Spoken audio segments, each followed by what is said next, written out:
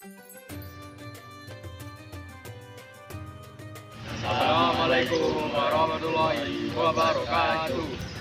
Dari blog bahasa Indonesia dan menerbitkan sebuah blog dari Masjid Quba Timah Pangkal Pinang. Pertama-tama perkenalkan, saya Judika Saputra, saya Rafi Sabaras, Saya Bupati Sepuri, saya Sakar Wipa. saya Muhammad Syafiq.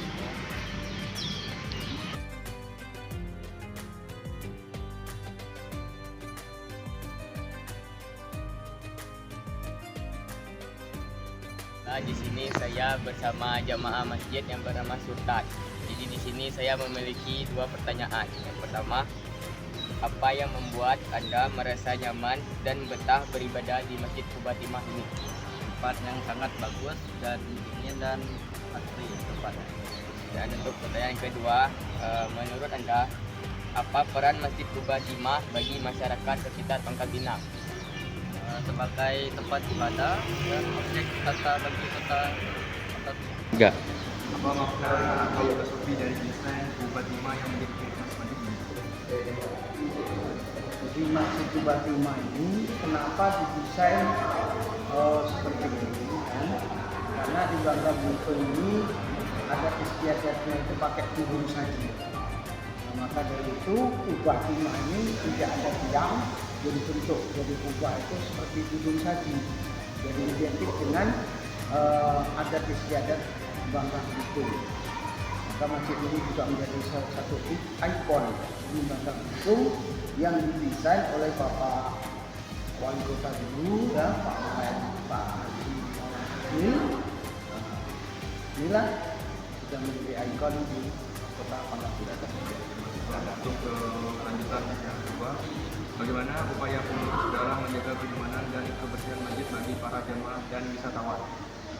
Ya alhamdulillah selama ini pengurus untuk menjaga kenyamanan kepada para jamaah, insya Allah pengurus ini dengan ramah tamah, ya, ramah anak, ramah lansia, dengan cara yang sopan santun, menjaga ketertiban, menjaga kebersihan, agar para jamaah ini merasa betah dan merasa senang sholat berjamaah dan melakukan kegiatan-kegiatan di masjid. Terima kasih Pak atas telah menjawab pertanyaan dari kami. Ya, sama-sama ya. Mudah-mudahan kalian juga sukses, apa yang kalian cita-citakan tercapai ya. Kota Pangkal Pinang sebagai ibu kota provinsi Kepulauan Bangka Belitung ingin memiliki sebuah masjid agung yang menjadi ikon kota.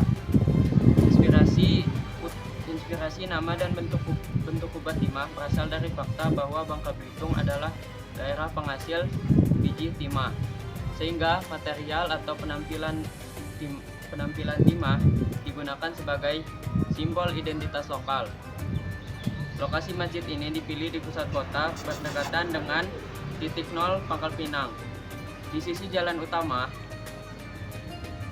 dan berdampingan dengan rumah ibadah lain atau gereja sebagai simbol kerukunan umat beragama. Proses perencanaan dan pembangunan. Perencanaan teknis DED dilakukan sekitar tahun 2021 dan 2022. Pekerjaan konstruksi ini dimulai setelah peletakan batu pertama pada 16 September 2022 oleh Wali Kota Pangkal Pinang bersama Kepala Staf Presidenan RI. Kontrak pembangunan awal dilakukan dengan nilai sekitar 35,4 miliar dan waktu pelaksanaan sekitar 390 hari.